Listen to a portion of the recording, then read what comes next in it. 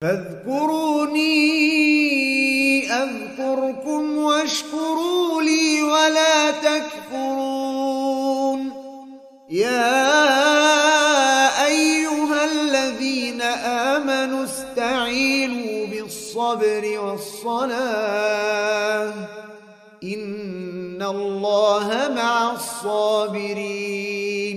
أعوذ بالله من الشيطان الرجيم.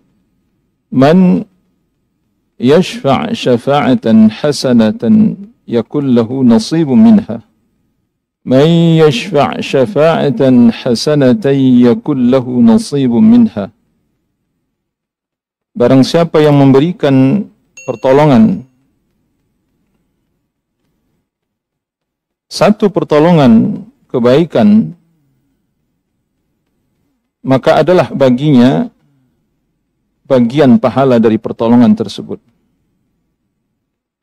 May yashfa' syafa'atan hasanatan yakun lahu nasibun minha. Siapa yang memberikan satu pertolongan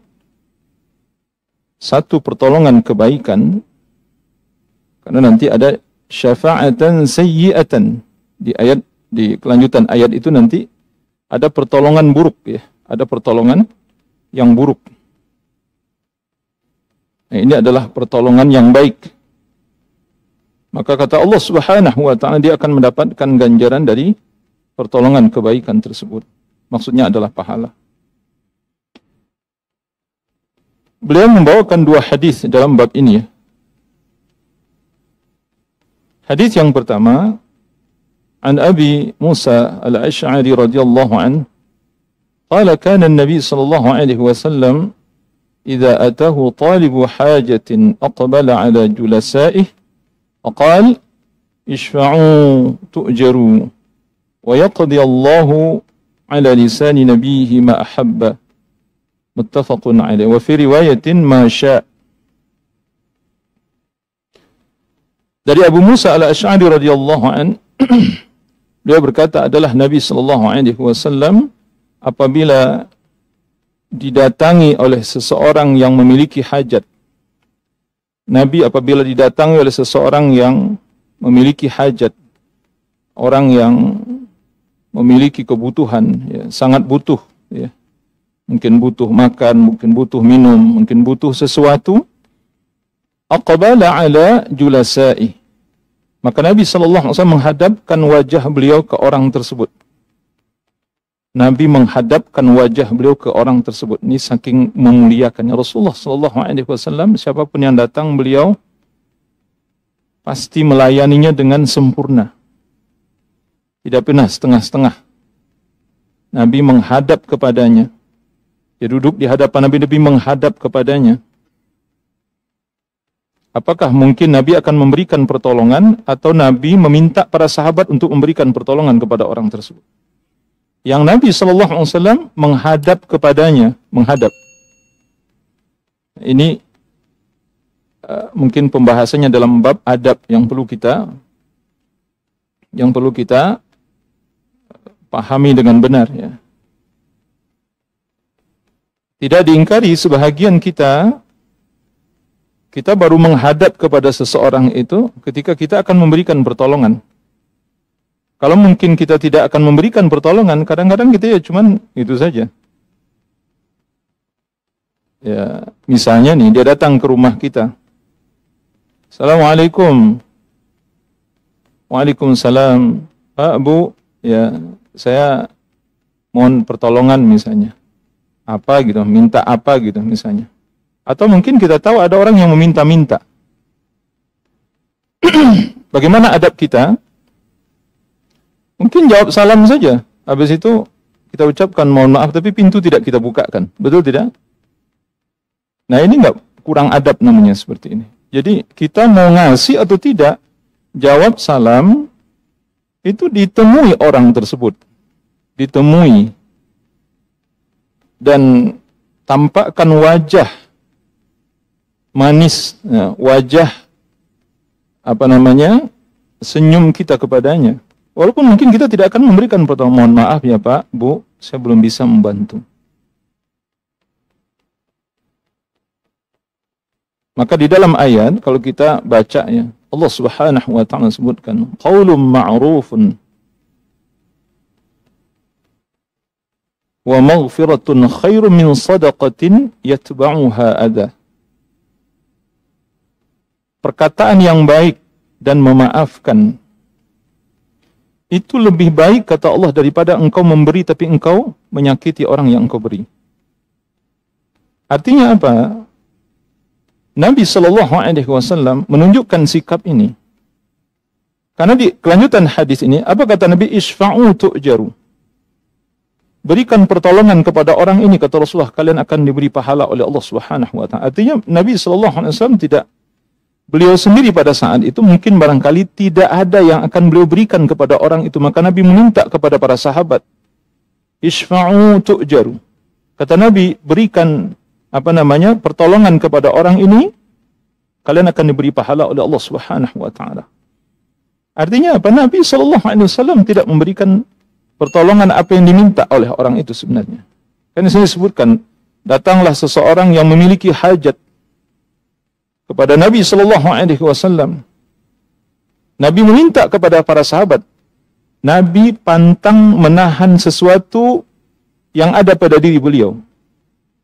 Nabi SAW apa yang diminta oleh para sahabat atau oleh umat beliau, kalau beliau memiliki, pasti beliau akan memberikannya. Tidak mungkin beliau akan memberikan tawaran kepada para sahabat untuk memberikan pertolongan kepada orang yang datang. Itu kebiasaan Nabi.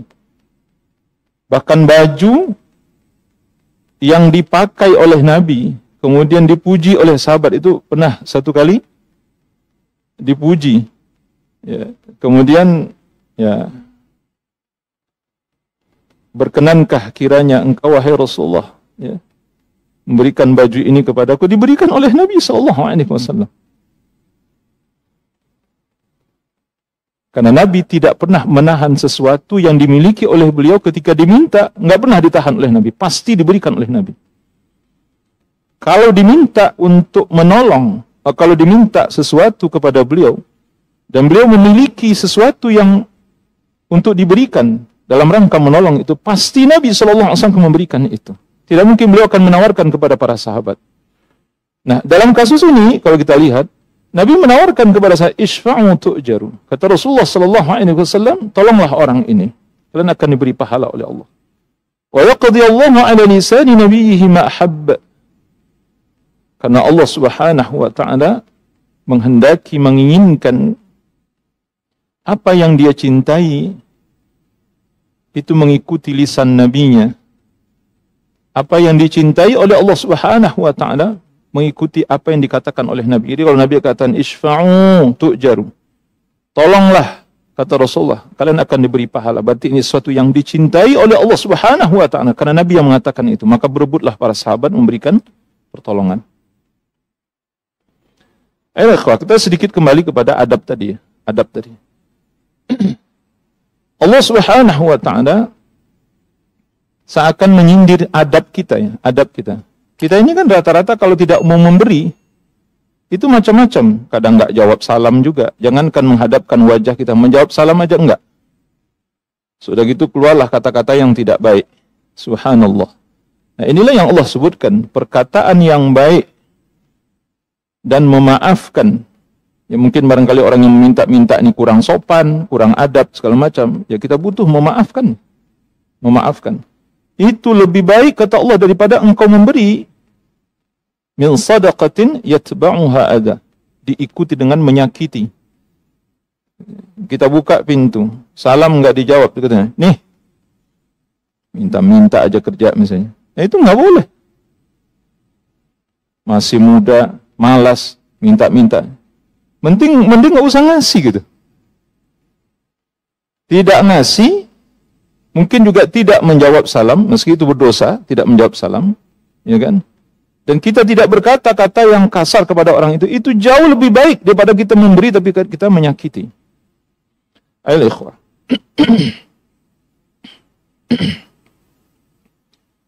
Dan para sahabat radhiyallahu anhum ajma'in, ya tentu sangat memahami bahwa apa yang diminta oleh Nabi sallallahu alaihi wasallam adalah sesuatu yang dicintai oleh Allah Subhanahu wa taala. Apa yang disenangi oleh Allah Subhanahu wa taala. Apa yang diperintahkan Nabi pasti itu terbaik. Apa yang diinginkan oleh Nabi SAW pasti itulah yang paling baik. Maka sahabat berebut itu melakukan itu. Saya saja, saya aja, saya ya Rasulullah. Ayol ikhwah. Wa fi riwayat yang lain disebutkan masya, apa yang diinginkan, apa yang dikehendaki oleh Allah Subhanahu wa taala. Jadi Allah Subhanahu wa taala memutuskan apa yang dia inginkan, apa yang dia cintai melalui lisan nabinya. Artinya kalau Nabi berbicara, maka itulah yang dicintai oleh Allah. Kalau Nabi perintahkan sesuatu, maka itulah yang dicintai oleh Allah. Kalau Nabi melarang sesuatu, maka itulah yang dicintai oleh Allah Subhanahu wa taala. Oleh karena itu, belajarlah kita mengamalkan sunnah. Jangan tawar-menawar dengan sunnah Nabi sallallahu alaihi wasallam.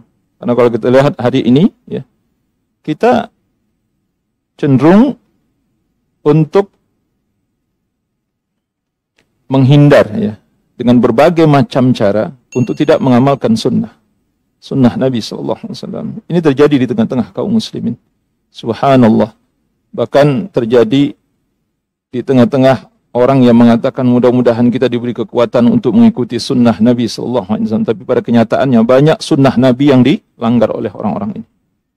Itu benar. Karena semua sunnah Nabi itu pasti yang dicintai Allah Subhanahu wa taala. Pasti itu yang dicintai oleh Allah Subhanahu wa taala. Apakah itu sifatnya perintah maupun sifatnya larangan? Ayo ikhwah.